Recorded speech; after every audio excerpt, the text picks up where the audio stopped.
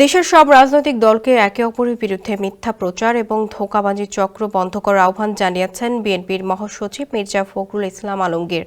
9 June নিজের Facebook পোস্টে এই আহ্বান জানান তিনি। মির্জা ফখরুল বলেন, সব দায়িত্বশীল রাজনৈতিক দল এবং বিশেষ করে তাদের সংযুক্ত শাখা, ছাত্র সংগঠন সহ অবিলম্বে একে অপরের বিরুদ্ধে মিথ্যা প্রচার এবং ধোঁকাবাজির চক্র বন্ধ করতে হবে।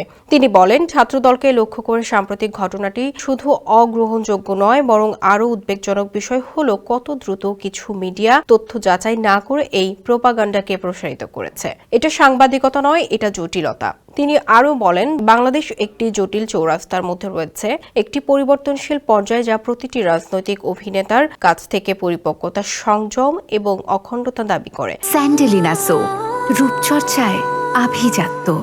বাংলাদেশ ভবিষ্যৎ প্রজন্মের জন্য বাংলাদেশ পরিষ্কার করা যাক। মিথ্যা এবং প্রচার কোনো রাজনৈতিক বিষয়ের অংশ হতে পারে না এবং না। সত্য, জবাবদিহিতা এবং দায়িত্বশীল নেতৃত্বের জয় অবশ্যই হওয়া উচিত।